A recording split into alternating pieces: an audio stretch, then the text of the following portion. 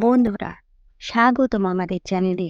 আজ আপনাদের এক সওদাগরের গল্প শোনাবো। অনেক দিন আগের কথা। এক গ্রামে এক সওদাগর ছিল। ওই সওদাগরের উট পালার খুব শখ ছিল। একদিন ওই সওদাগর বাজারে উট কিনতে গেল। সেখানে সে একটি ভালো উট দেখতে পেল।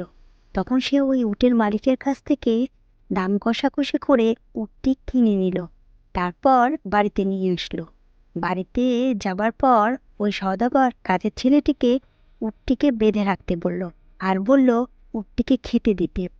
তখন কাজের ছেলেটি ওই উটের সিটের নিচে একটি মখমলের থলে দেখতে পেল। ছেলেটি ওই মখমলের থলেটি খুলল আর দেখল এর ভিতরে অনেক হীরা জহরত। এটা দেখে সে চিৎকার শুরু করলো। তারপর তাড়াতাড়ি মালিকের কাছে গিয়ে বলল, আপনি যে নতুন উটটি কিনে নিয়ে এসেছেন তার সিটের নিচে এই হীরার থলিটি পেয়েছি। সওদাগর এই হীরাগুলো দেখে খুব অবাক হয়ে গেল। তখন সে বলল, আমি শুধু উট কিনেছি, এই হীরাগুলো না, তাই আমাকে এই হীরাগুলো ফেরত দিতে হবে। কাজের ছেলেটি মনে মনে ভাবল, আমার মালিক কি বোকা।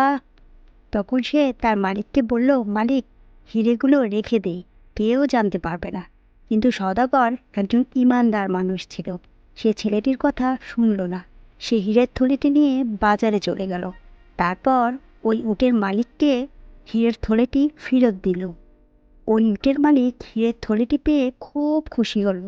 তারপর বলল, আমি ভুলেই গিয়েছিলাম যে হীরের থলেটি এই উটের সিটের নিচে রেখেছিলাম। সে তখন সওদাগরকে বলল, আমি এখন পুরস্কার হিসাবে এই হীরাগুলো থেকে একটি হীরা আপনাকে দিতে চাই। কিন্তু সওদাগর পুরস্কার নিতে চাইল না। উটের মালিক আবারও বলল, আপনি যে কোনো একটি হীরা এখান থেকে নেন। শেষে এই সওদাগর বলল, আসলে আমি যখন হীরার থলিটি নিয়ে আসতেছিলাম তখন এখান থেকে সব থেকে দুটি দামি হীরা আগেই নিয়ে রেখেছিলাম। এ কথা শুনে ওই উটের মালিক মনে মনে একটু রাগ হলো। সে তখনই থলে থেকে হীরেগুলো সব বের করে গুনতে শুরু করলো।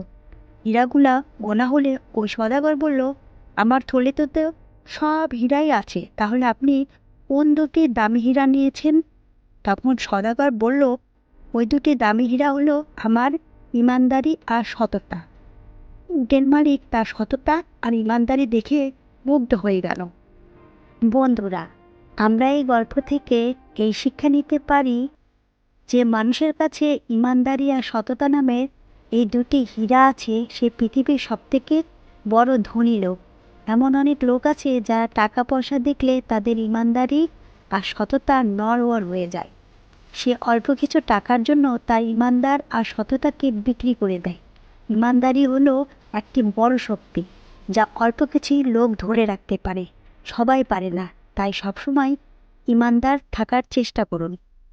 আপনি যদি আমার এই গল্পটা আরও লোকের কাছে পৌঁছে দিতে চান তাহলে একটা লাইক দিন, যাতে ইউটিউব এই গল্পটি আরও লোকের কাছে পৌঁছায়। আর যদি গল্পটি ভালো লাগে তাহলে আমার এই চ্যানেলটিকে অবশ্যই সাবস্ক্রাইব করবেন। আবারও নতুন কোনো গল্প নিয়ে হাজির হব। ধন্যবাদ সবাইকে।